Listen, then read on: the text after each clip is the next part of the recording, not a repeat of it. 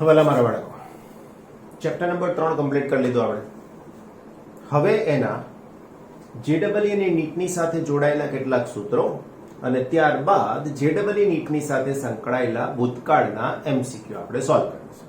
એટલે આખું chapter number 3 તમારું કમ્પ્લીટ થશે. Right? Okay, let us start. આપણે કેટલાક સૂત્રોને સમજવા છે, નવા જે કઈ શોર્ટકટ્સ આવે છે એ બધાની ચર્ચા કરવી છે. શરૂઆતના ઘણા બધા સૂત્રો એવા પણ હશે જે ઓલરેડી તમે જોઈ ગયા છે. તમારી પાસે તમારી રેફરન્સ બુકમાં પણ આવા સૂત્રો આપેલા છે. જોજો, મળશે તમને. અંદર થોડુંક ફેંદવું પડશે. હું ચાહું તો પેજ નંબર કહી શકું એમ છું, પણ તમે જુઓ એની અંદર પણ એમાં પણ વધારાના જે એમસીક્યુ છે ને એમાં પાસ્ટમાં પૂછાઈ ગયેલા એમસીક્યુ પણ છે, એટલે એ પણ બધા કરતા રહેજો. રાઈટ? ઓકે, આગળ વધીએ છીએ આપણે જેડબલઈ નીટની અંદર ચેપ્ટર નંબર 3 માં ઝડપ. તમારી પાસે આ બધું લખેલું છે. રાઈટ? એમાંથી જ હું તમને કરાવું છું. એટલે તમારી પાસે જે નોટ્સ બનાવેલી છે બચ્ચા માટે એનો આપણે ઉપયોગ કરી રહ્યા છીએ. સૂત્રની નોટબુક, બરાબર ને? ફાઇન. ઝડપ. એકમ સમયમાં પદાર્થે કાપેલા અંતરને તેની ઝડપ કહેવાય. ઝડપ અદિશ રાશિ છે અને ઝડપનું જો હું સાદું સૂત્ર લખું મારા વાલાઓ, તો ઝડપ બરાબર અંતરના છેદમાં સમય. આવું થાય. રાઈટ? બીજું, સરેરાશ ઝડપ.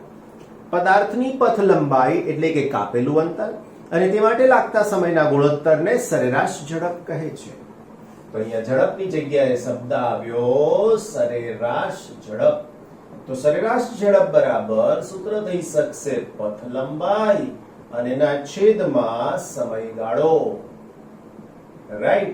એના બરાબર સૂત્ર થઈ શકશે ડેલ્ટા એક્સ ના છેદમાં ડેલ્ટા ટી. રાઈટ? તત્કાલીન ઝડપ. આની જરૂર કેમ પડી?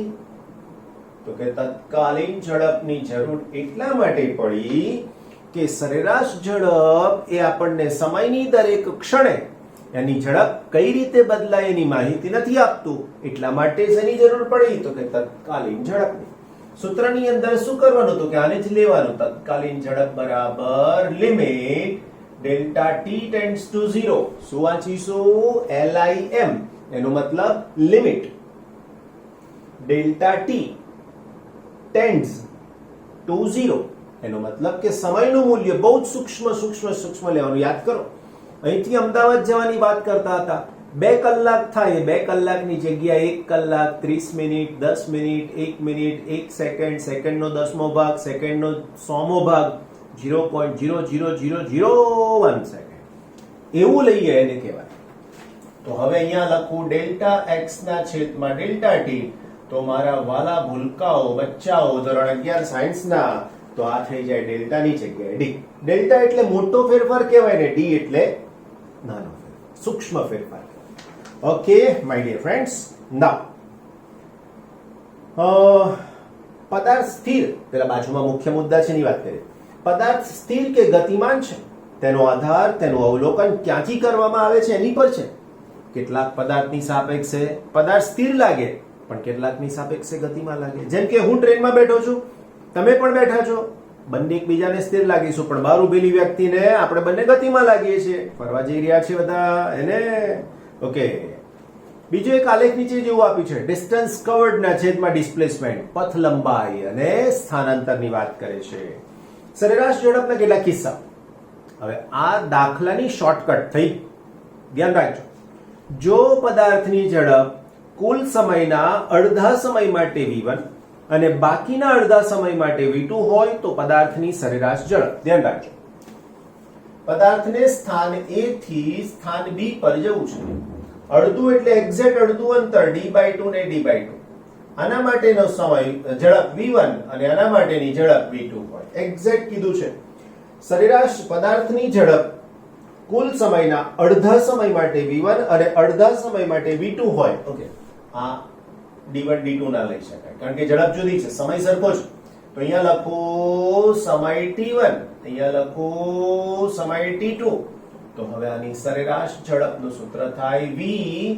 જો સિમ્બોલમાં av લખ્યું છે, av નો મતલબ એવરેજ અને એવરેજ નો મતલબ સરેરાશ. તો ઇઝ ઇક્વલ ટુ સૂત્ર થઈ શકશે v1 v2/2. રાઈટ? હવે જોજો, બીજો જે મેં આગળ આકૃતિ દોરી છે ને, આ સંદર્ભ પદાર્થને પાછું જવાનું છે A થી B પર, રાઈટ ને?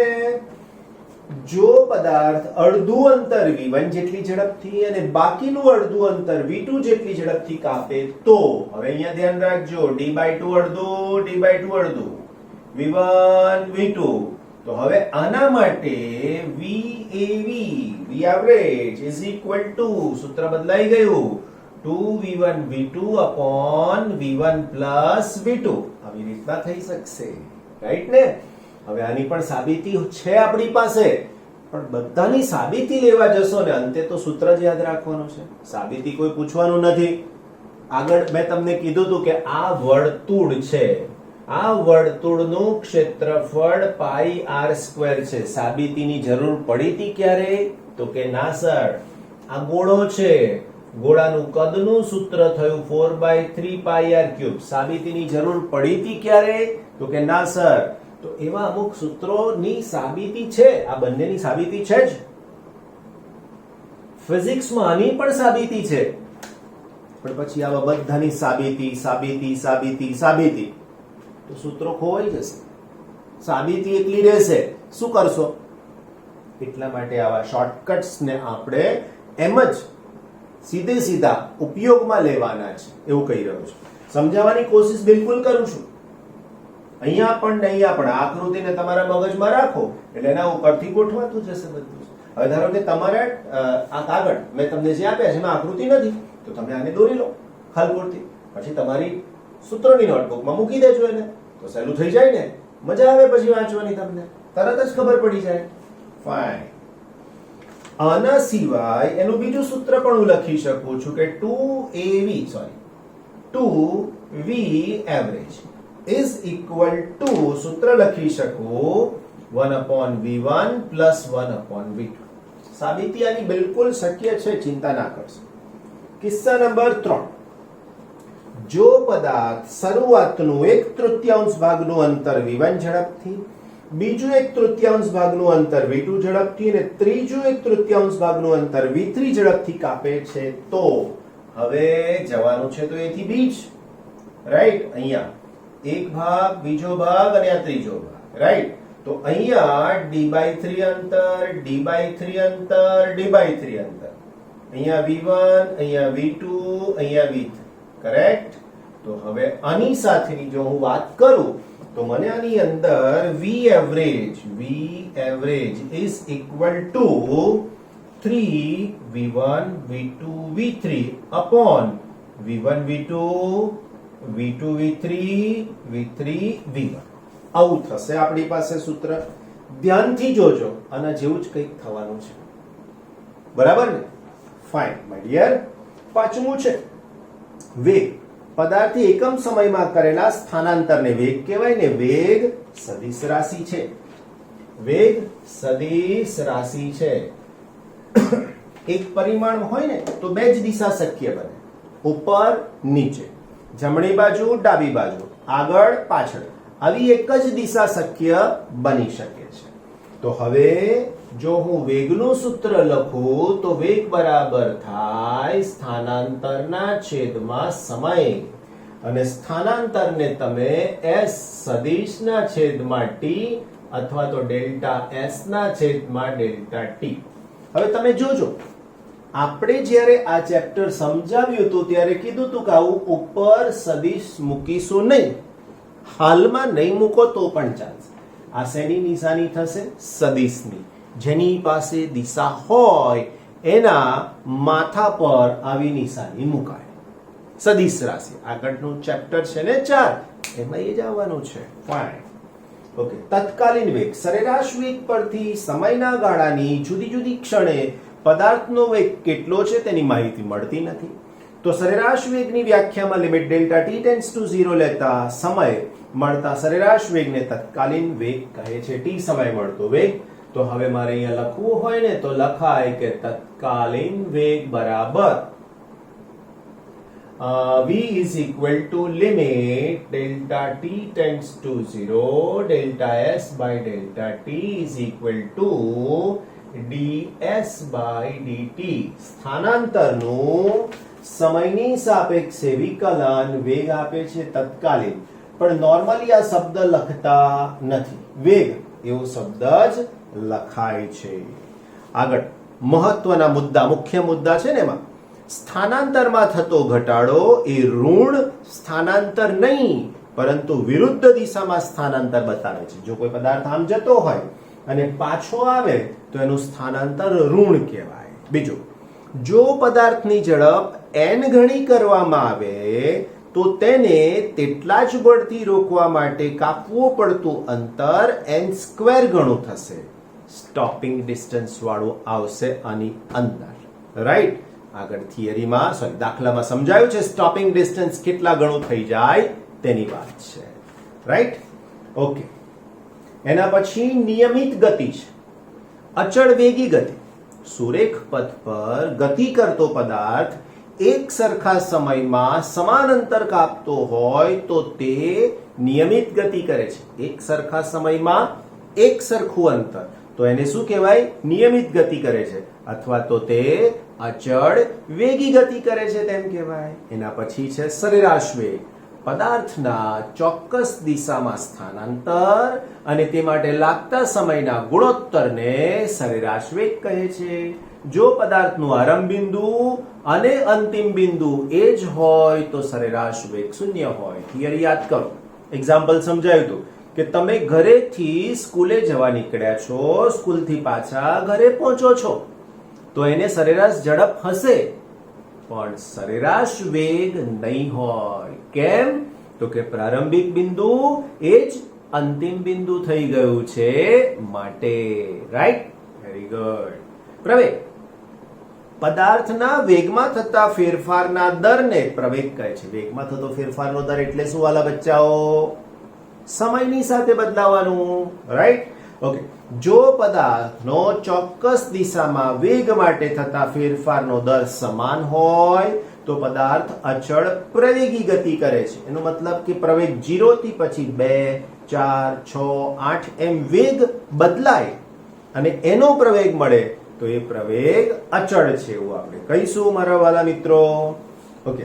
તો સરેરાશ પ્રવેગનું સૂત્ર શું લખી શકું મેં? તો સરેરાશ પ્રવેગ. રાઈટ? તો સરેરાશ પ્રવેગ બરાબર અહીંયા લખીશ વેગમાં થતો ફેરફાર એના છેદમાં સમયગાળો.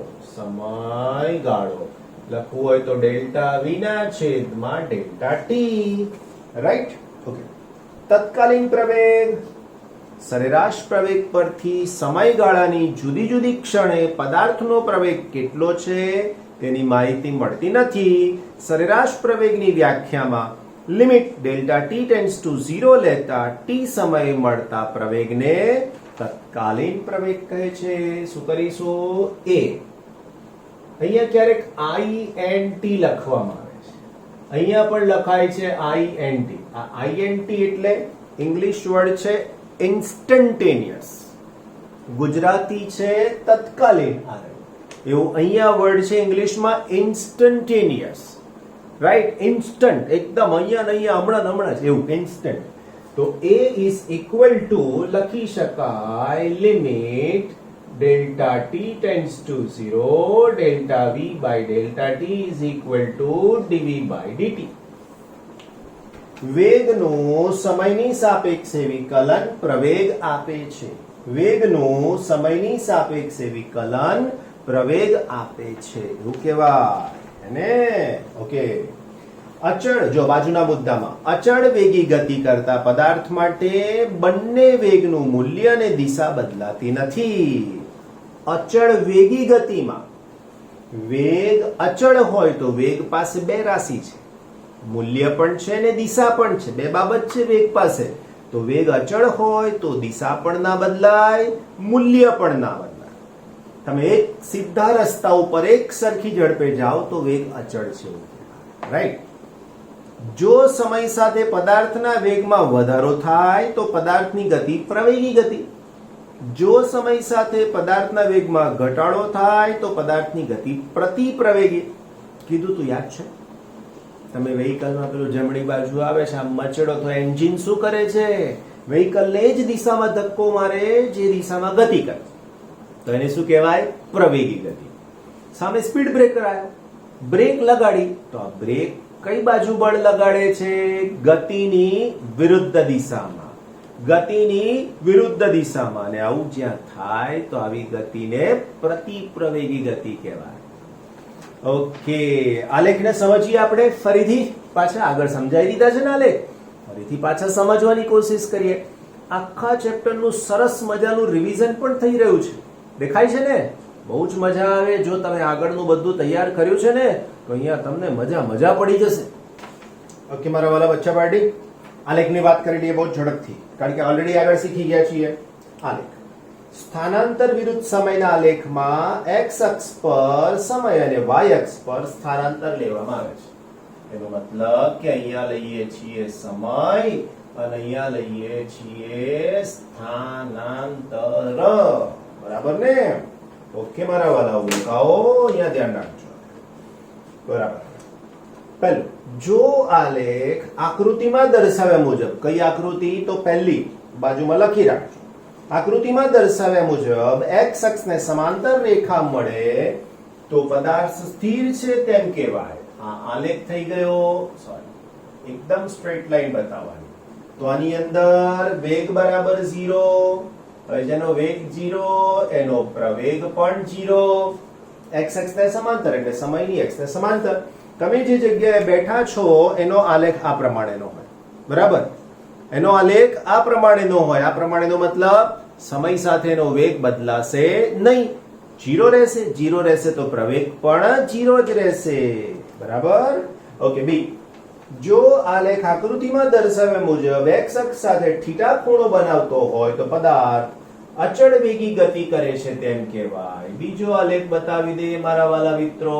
અહીંયા છે સ્થાનાંતર અને અહીંયા છે સમય. કેવો આલેખ કીધો? θ ખૂણો બનાવતો આવી રીતનો. રાઈટ? શું કહેવા માંગે છે આલેખ? સમય વધે તો અંતર પણ વધે છે. તમે ઘરેથી નીકળીને આગળ ચાલતા જાઓ એના જેવું છે આલેખમાં. ઓકે, અચળ વેગી ગતિ કરે છે એમ કહેવાય. તો આને કહેવાય અચળ વેગી ગતિ. રાઈટ? એનો ઢાળ બરાબર tan θ બરાબર, આના માટે આવું શોધી નાખો. નામ લખી દો. એમણે લખ્યા છે તે પ્રમાણેના. તો એમણે નામ આપ્યા છે નહીં, છતાંય લખ્યું છે. રાઈટ? તો એમના પ્રમાણે હું નામ લખું તો અહીંયા આવે a b અને c. તો BC ના છેદમાં AB આવું થાય. એમણે એવું પણ નથી લખ્યું. BC ના છેદમાં AC લખ્યું છે, જે રોંગ છે. તો અહીંયા નામ આપવું પડે B, અહીંયા નામ આપવું પડે C. BC ના છેદમાં AC આવું કરો ત્યારે સાચું થાય. રાઈટ? તમે નામ લખી લેજો પાછા, નહીં તો ઢૂંઢતે રહી જાઓગે કે કિધર A કિધર B કિધર C. હે ને? હવે તમે જોશો તો આ BC છે ને સ્થાનાંતર આપશે. સ્થાનાંતર આપે તો બચ્ચા પાર્ટી મારે એને કહેવાય ડેલ્ટા S. AC સમય આપે તો એને કહેવાય મારાથી ડેલ્ટા T. તો આને કહેવાય એનો U, અને U એટલે વેગ દર્શાવે છે. પદાર્થનો પ્રવેગ શૂન્ય થશે. અહીં પદાર્થનો પ્રવેગ શૂન્ય થશે. કેમ? તો લખીએ કારણ કે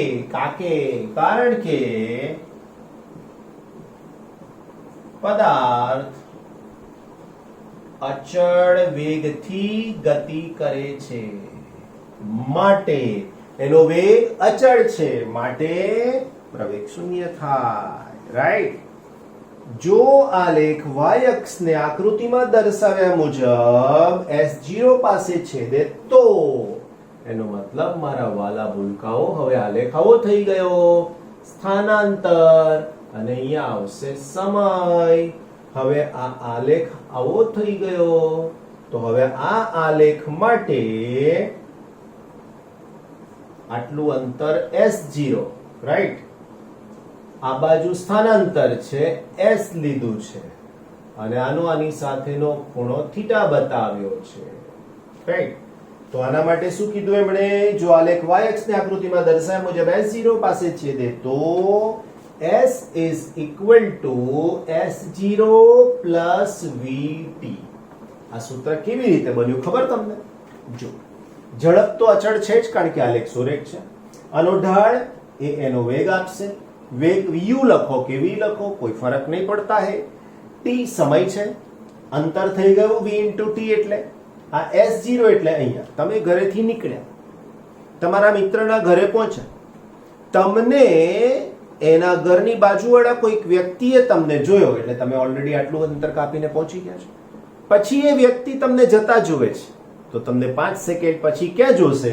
તો S0 plus VT જેટલા અંતરે જોઈ શકશે. ચોથો આલેખ શું કે છે? જો આલેખ y અક્ષને સમાંતર રેખા મળે તો દર્શાવે છે કે પદાર્થ અનંત વેગથી ગતિ કરે છે, કારણ કે tan 90. રાઈટ, અહીંયા ચોથો આલેખ દોરીએ. અગેન બચ્ચા પાર્ટી y અક્ષ પર સ્થાનાંતર અને અહીંયા સમય. આલેખ આવો છે. તો આના માટે થીટા કેટલો થઈ ગયો? 90. તો આનો ઢાળ બરાબર tan થીટા બરાબર tan 90 બરાબર ઇન્ફાઇનાઇટ. આવી ગતિ શક્ય નથી કે હું એક બોલું તો પદાર્થને જોવું ખરો ને અનંત પણ પહોંચી જાય. Not possible. રાઈટ, તો લખી શકાય આવી ગતિ વાસ્તવમાં શક્ય નથી. બરાબર, લા પડી ખબર? જો આલેખમાં થીટા ગ્રેટર ધેન તો પદાર્થનો વેગ ઋણ. જો f વિરુદ્ધ, જો આવી જ રીતે વેગ વિરુદ્ધ સમયના આલેખ પણ શક્ય છે. આવા આલેખનો ઢાળ પ્રવેગ આપે છે. આવા જ્યાં સ્થાનાંતર સ્થાનાંતર સ્થાનાંતર સ્થાનાંતર તો બધે વેગ, સમય તો ખરો જ. તો વેગ ઋણ હોય એવો આલેખ કયો હોય? તો વેગ ઋણ હોય એવો આલેખ મારે તમને બતાવવો હોય તો આવો થાય. અહીંયા છે સ્થાનાંતર અને અહીંયા છે સમય. હવે જોશું અહીંયા ગાડી, તો આ ખૂણો થીટા ઇઝ ગ્રેટર ધેન 90. હે ને? તો આની અંદર કહી શકાય કે વેગ ઋણ મળે. કેમ ઋણ મળે? સમય વધે છે અને અંતર ઘટે છે. રાઈટ, એનો મતલબ કે સ્થાનાંતર વિરુદ્ધ દિશામાં થાય છે માટે. કે જો બચ્ચા પાટી છેલ્લે 13 નંબરના મુદ્દામાં કંઈક કીધું છે દાખલા ગણવા માટે. નીચેના મુદ્દા દાખલા ગણતા સમયે ખાસ ખ્યાલ રાખવાનો. પદાર્થનો કોઈ પણ સમય વેગ એ સ્થાનાંતર સમયના આલેખમાં ઢાળનું મૂલ્ય આપે છે. સ્થાનાંતર સમયના આલેખમાં ઢાળ એ શું આપી શકે છે? તો કે વેગનું મૂલ્ય આપે છે. બીજું, વેગ વિરુદ્ધ સમયના આલેખના ઢાળનું મૂલ્ય તે સમયે પદાર્થનો પ્રવેગ આપે છે. કારણ કે અહીંયા વેગ હોય ને અહીંયા સમય હોય તો વેગના છેદમાં સમય થાય એટલે એને પ્રવેગ કહેવાય. કોઈ પણ સમયગાળામાં ગતિમાન પદાર્થે કરેલું સ્થાનાંતર એ વેગ વિરુદ્ધ સમયના આલેખ નીચેના ઘેરાતા પ્રદેશનું ક્ષેત્રફળ જેટલું હોય છે. એનો મતલબ કે સપોઝ તમારી પાસે આવો વેગ વિરુદ્ધ સમયનો આલેખ છે. રાઈટ, હવે તમે આવી રીતના અહીંથી આલેખ દોર્યો તો આની નીચેનું ક્ષેત્રફળ એટલે આવું થાય. આ ત્રિકોણનું ક્ષેત્રફળ, આ લંબચોરસનું ક્ષેત્રફળ, એનો તમે સરવાળો કરો તો એનું પરિણામ તમને જે મળશે એ પરિણામ શું હશે? તો આનું પરિણામ જે મળશે એ પરિણામ તમને વેગ ગુણાકારમાં સમય આપશે. વેગ ગુણાકારમાં સમય, અને બચ્ચા પાર્ટી વેગ ગુણાકારમાં સમય થાય ને એટલે તમને અંતર મળે છે. બરાબર સમજાય છે ને મારી વાત ને? ગુડ. ઓકે બચ્ચા પાર્ટી, આગળ પેજ નંબર 3 પર. રાઈટ, શું કહે છે કે અચળ પ્રવેગી ગતિ માટેના સમીકરણો. પ્રવેગ અચળ ના હોય તો સમીકરણો માન્ય નથી. પ્રવેગ અચળનો મતલબ એક સરખો. રાઈટ, તો હવે આપણી પાસે જે માહિતી છે એમાં પેલો આ જે આલેખ છે ને એ આગળના પેજનો છે મારા વાલાઓ. પેલો ખૂણો 90 થી વધારે બતાવ્યો તો ને આલેખ ઋણ, ઢાળ ઋણ મળે એની વાત છે આ. તો આ આલેખ આનો નથી. આગળના પેજ પર ઢાળ ઋણ હોય ને એનો આલેખ છે એટલે ત્યાં દોરવાનો. ઓકે, અચળ પ્રવેગી ગતિના સમીકરણો. અચળ પ્રવેગી ગતિના સમીકરણો પહેલું સમીકરણ v બરાબર u પ્લસ at આપણે સાબિત કર્યું ત્યારે આ u ની જગ્યાએ લખ્યું તો v0. કોઈ વાંધો નથી, સિમ્બોલ થી જવાબ નહીં બદલાય, ચિંતા નહીં કરવાની. બીજું સમીકરણ અંતર, સ્થાનાંતર s બરાબર u plus v by 2 into t. કેમ? તો કે અહીંયા ગતિ અચળ પ્રવેગી ગતિ છે. u પ્રારંભિક v અંતિમ બેનો સરવાળો છેદમાં 2 ગુણાકારમાં સમય t. ઓકે, ત્રીજા આલેખની વાત કરું તો s બરાબર u into t plus 1/2 at square. આ સૂત્ર બધા આપણા જેવા જ છે બાળકો. આપણે આવું લખ્યું હતું, જુઓ, d બરાબર v0t પ્લસ 1/2 at સ્ક્વેર. કોઈ વાંધો નથી, તમે આને યાદ ના રાખો, આને યાદ રાખો, કોઈ ના નહીં પાડે તમને. સિમ્બોલ છે, સંકેત છે. ઓકે, એના પછી છેલ્લું સમીકરણ v સ્ક્વેર. હું આપણી ભાષામાં લખું હવે v square minus v0 square is equal two 2ad. લો, બરાબર ને? એના પછી n મી સેકન્ડ સુધી કપાયેલું અંતર, એનો મતલબ કે n મી સેકન્ડમાં કપાયેલ અંતર. સૂત્ર થઈ ગયું તું Sn is equal to u plus a by 2 into 2n minus 1. પાછું એમણે બેને કોમન લીધા, આ બેને બહાર લઈ લીધા, તો સૂત્ર આવું પણ થયું u plus a n minus 1 by 2. આવું થાય.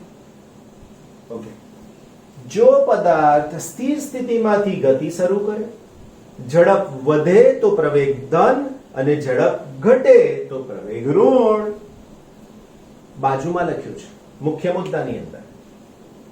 ઘટતો વેગ એ ઋણ નથી, પ્રવેગનો ઘટાડો એ પ્રતિપ્રવેગ નથી. બધા જ સમીકરણો પાછા ફરીથી લખ્યા એ ત્યારે જ લાગુ પાડી શકાય જો પ્રવેગનું મૂલ્ય અચળ અને દિશા સમાન હોય તો. આમ જાય પાછું આમ આવે ને આમ જાય એવું ના ચાલે. ઓકે, એના પછી 15 નંબર, એક જ દિશામાં ગતિ કરતા પદાર્થની સરેરાશ ઝડપ માટે જો પદાર્થ s1 અંતર t1 સમયમાં v1 ઝડપથી, ત્યારબાદ s2 અંતર t2 સમયમાં v2 ઝડપથી કાપે તો આગળનું સૂત્ર છે, આકૃતિ દોરીએ જો, આ અંતર બરાબર. પાછું એની એક જગ્યા પર પાછા આવ્યા હોય a અને b. જો s1 અંતર અને s2 અંતર, ઝડપ v1, અહીંયા v2, અહીંયા સમય t1 તો અહીંયા સમય t2. તો આવા કિસ્સામાં v avg, avg નો મતલબ એવરેજ, is equal to કાપેલું અંતર s1 plus s2 divided by t1 plus t2. પરંતુ તમારી પાસે સૂત્ર છે આવું કે વેગ બરાબર અંતરના છેદમાં સમય તો અંતર બરાબર વેગ ગુણાકારમાં સમય.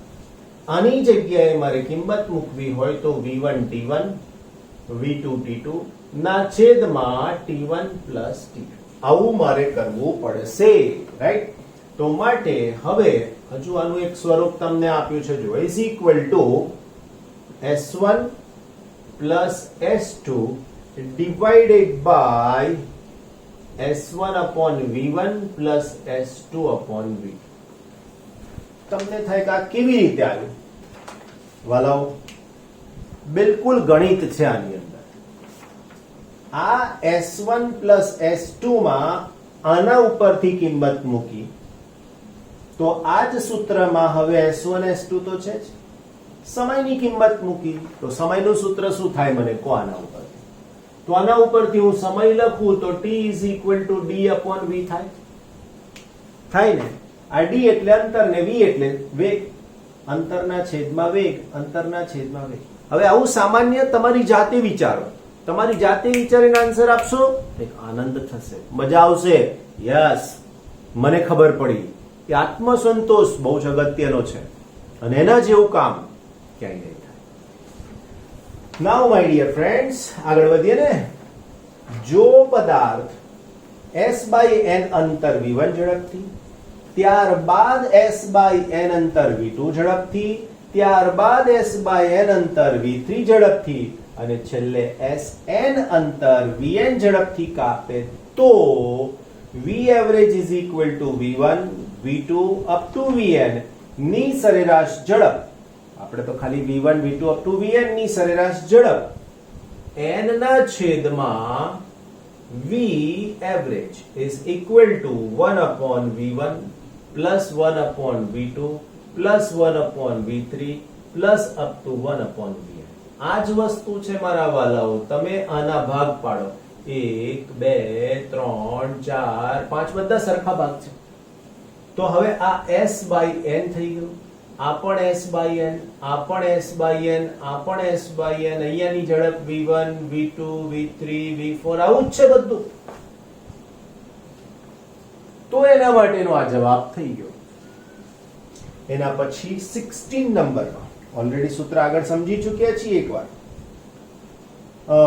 સરેરાશ પ્રવેગ સ્થિર સ્થિતિમાંથી શરૂ કરી પદાર્થને અચળ પ્રવેગ a1 થી t1 સમયમાં ગતિ કરે, ત્યારબાદ a2 થી t2 સમય માટે ગતિ કરે તો a average avg is equal two v1 plus v2 ના છેદમાં t1 plus t2, right, is equal two આની જેમ જ છે જુઓ, v1 plus v2 divided by આની જેમ જ v1 upon a1 plus v2 upon a2.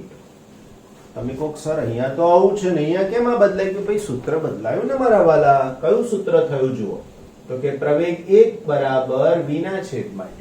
હવે મારે t ની કિંમત મૂકવી હોય તો t is equal to v upon a. આવું થાય. સમજાય છે ને વાત? બસ તો એ પ્રમાણે આનો આન્સર થઈ જશે. Get it clear? નાઇસ. આ પ્રમાણે આનો આન્સર આપણને મળી શકે છે. બાજુમાં મુદ્દા, જો પદાર્થને લાકડાના પાટિયામાંથી પસાર કરવામાં આવે તો તેનો વેગ 1/n ગણો થાય. તો આ પદાર્થને સંપૂર્ણ સ્થિર કરવા માટે n/2 + 1 લાકડાના પાટિયાની જરૂર પડે. એવું સમજી લો, આ એક પાટિયો છે, અહીંયાથી ગોળી આમ પસાર થાય, બહાર નીકળે તો એનો વેગ ત્રીજા ભાગનો થાય છે. સમજો, વેગ ત્રીજા ભાગનો થાય છે. હવે એને સંપૂર્ણ રોકી દેવી છે તો કેટલા પાટિયાની જરૂર પડે? તો n/2 + 1. n/2 + 1 ગણતરી કરી જોજો પોતાની જાતે, ખબર પડશે. વેગ અડધો થાય, ચોથા ભાગનો થાય, 10મા ભાગનો થાય, આવી રીતના 10મો ભાગ એટલે n. બસ આને તમારે લઈને ગણતરી કરવાની રહેશે. એના પછીનો એક મુદ્દો છે મુખ્ય મુદ્દામાં, સ્થિર સ્થિતિમાંથી શરૂ કરી પદાર્થ અચળ પ્રવેગી ગતિ કરી એક સરખા સમયમાં એક સરખું અંતર કાપે, x1 x2 અને x3 હોય તો x1 જેમ x2 જેમ x3 is equal to 1/3/5. હવે આ તો ગુરુત્વ પ્રવેગ જેવું થઈ ગયું, એને બસ તો એને લાગુ પાડ્યું છે, આને પણ લાગુ પાડી શકાય છે, રાઈટ. હજુ એક આગળનો મુદ્દો છે પ્રવેગની અંદર, એ કમ્પ્લીટ કરી દઈએ, બરાબર ને. આ એક સ્પેશિયલ કેસ છે, સ્પેશિયલ વધારાનું છે. જો એ જ પેજ પર છે આપણી પાસે. સ્થિર સ્થિતિમાંથી શરૂ કરી પદાર્થ અચળ પ્રવેગ a1 થી t1 સમયમાં s1 અંતર અને પછી અચળ પ્રતિ પ્રવેગથી a2 થી t2 સમયમાં s2 અંતર કાપે છે તો મહત્તમ વેગ v maximum બરાબર a1 t1 બરાબર a2 t2 આવું થાય. અથવા આના ઉપરથી તમારે t1 નું સૂત્ર બનાવવું હોય તો t1 is equal to v maximum upon a1 અને t2 નું સૂત્ર બનાવવું હોય તો v maximum upon a આવું થાય. એના પછી t1 plus t2 કોઈ શોધી રહ્યું છે, t1 plus t2 આનો નાનો સરવાળો, તો આમાંથી v maximum તમે બહાર લઈ શકો છો 1 upon a1 plus 1 upon a2 આવું થાય મારા વાલા. ઓકે, હવે હમણાંની જેમ તમારી પાસે જે સમજૂતી છે એની અંદર આનો ક્રોસ ગુણાકાર કરીએ તો is equal two v maximum આ ઉપર જાય તો a1 plus a2 divided by a1 a2 આવું થઈ શકશે, બરાબર. હવે એમાંથી તમારે v maximum ને સૂત્રનો કરતા બનાવવો છે. v maximum આ થયું t1 t2 v maximum તો આની જોડે જશે તો is equal to t1 t2 a1 a2 divided by a1 plus a2. તો આ પ્રમાણેનું સૂત્ર તમને મળી ગયું. જોઈ લેજો. બરાબર એલા સમજ્યા કે નહીં? t1 plus t2 હા અહીંયા આગળ t1 plus t2 કૌંસ કરી દઈએ એટલે do not લોચા પડિંગ. Okay v square maximum is equal to 2a1 s1. આ ક્યાંથી આવ્યું? તો અચળ પ્રવેગી ગતિનું સમીકરણ છે. કયું સમીકરણ? તો v square minus v0 square is equal to 2ad પરથી, રાઈટ? આ અંદર નથી લખ્યું, આમાં નથી લખ્યું પણ આપણે ઉપયોગ કર્યો. આ 0 થઈ જશે તો અહીંયા લખીશ v square maximum is equal to આ 0 થઈ ગયા વાલાઓ 0 તો 2a આપણી પાસે સૂત્ર છે a1 અને s1. આવું જ તમને બીજું સૂત્ર મળે v square maximum is equal to 2a2 s2 મળે, રાઈટ? હવે તમારે આમાંથી s is equal to s1 plus s2 મેળવવું છે. તો આમાંથી s is equal to s1 okay આમાંથી s1 ને સૂત્રનો કરતા બનાવી દઉં તો v square maximum upon 2a1. એવું આમાંથી s2 ને બનાવી દઉં v square maximum upon 2a2 માટે s is equal to s1 plus s2. હવે આમાં જુઓ બે કિંમત મૂકી દઈશ તો v square maximum કોમન નીકળી જશે 1 upon 2a1 1 upon 2a2. પાછા બે બાર લઈ શકાય એમ છે આપણાથી તો અહીંયા લખીએ v square maximum divided by 2 1 upon a1 plus 1 upon a2. જો આવા બધા જ સૂત્રો તમને આપેલા છે હા v square maximum upon 2 આનો ક્રોસ ગુણાકાર તો અહીંયા લખીશ a1 plus a2 upon a1 into a2. આવું સૂત્ર આપેલું છે એને. હવે આની સાથે તમને t સ્ક્વેર લખીને આપી દીધું. લા આના બરાબર તમને શું લખીને આપ્યું જોયું તમે? is equal to t square into a1 a2 divided by 2 a1 plus a2. કઈથી થઈ ગયું આવું કોમન? ચાલો આવું સૂત્ર સોરી અહીંયા ગુણાકાર છે ક્રોસ ગુણાકાર થયો ને આ એટલે અહીંયા છેદમાં ગુણાકાર થયો. હવે આવું સૂત્ર કઈથી આવી ગયું? તો વાલાઓ આપણી પાસે t નું સૂત્ર છે, રાઈટ? હવે હું આનો વર્ગ કરું તો મને આનો વર્ગ શું મળે છે? આના ઉપર t1 સ્ક્વેર બરાબર t1 square is equal to v square maximum upon a1 square. એવું જ t2 square is equal to v square maximum upon a2 square. આવું થાય. હવે તમે આ પદ અહીંયા લાવવાની કોશિશ કરો. v square maximum તો છે જ, a1 a2 સાથે એને ચેક કરવાની કોશિશ કરો એટલે તમને આમાંથી t1 plus t2 વાળું t સ્ક્વેર મળવાની સંભાવના થશે. પ્રયત્ન તો કરવો જ પડશે, ચાલશે જ નહીં, રાઈટ? તો હવે છેલ્લે સૂત્ર મળ્યું v square maximum is equal to આનું v square maximum આને નાને જોડી દીધા હો અને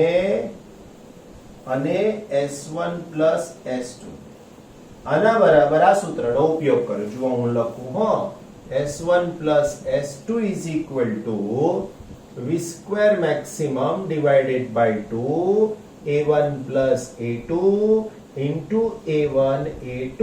આમાંથી મારે જોઈએ છે v square maximum is equal to 2 s1 plus s2 a1 a2 divided by a1 plus a2. જોઈ લો સમીકરણ થઈ ગયું. બાજુમાં મહત્વના મુદ્દા પદાર્થનો સરેરાશ વેગ ન હોવા છતાં સરેરાશ ઝડપ હોઈ શકે છે. ક્યારે? જ્યારે પદાર્થ પોતાના મૂળ સ્થાને પહોંચે ત્યારે. મૂળ સ્થાને પહોંચી જાય એટલે વેગ 0 પણ ઝડપ તો હોય જ. Very good. બીજું, ઝડપ ધન અથવા શૂન્ય હોઈ શકે જ્યારે વેગ ધન, ઋણ કે શૂન્ય હોઈ શકે. નિયમિત ગતિ કરતો પદાર્થનો તત્કાલીન વેગ અને સરેરાશ વેગ સમાન હોય છે. છેલ્લો પોઈન્ટ, જો કોઈ પદાર્થ t1 સમય માટે અચળ પ્રવેગ a1, t2 સમય માટે અચળ પ્રવેગ a2 થી ગતિ કરે તો એ એવરેજ ઇઝ ઇક્વલ ટુ સૂત્ર થશે a1 t1 a2 t2 divide by t1 plus t2. આ બધા સૂત્રો તમને હમણાં ડાયરેક્ટ ખબર નહીં પડે. આના માટે તમારે છે ને MCQ સોલ્વ કરવા પડે બહુ બધા, તો ખબર પડે કે આ સૂત્રોનો ઉપયોગ ક્યાં આવવાનો છે. બાજુમાં જે મહત્વના મુદ્દા છે એમાં સ્થાનાંતરનું મૂલ્ય પદાર્થે કાપેલા અંતર જેટલું હોય પણ અને ન પણ હોય. અચળ વેગથી ગતિ કરતા પદાર્થનો પ્રવેગ શૂન્ય હોય છે કેમ કે તેના પર લાગતું બળ શૂન્ય હોય છે. અચળ પ્રવેગી ગતિ કરતા પદાર્થનો કોઈ અંતરાલ પરનો સરેરાશ વેગ ક્યારેય તત્કાલીન વેગ જેટલો હોતો નથી. અચળ પ્રવેગી ગતિ કીધું છે.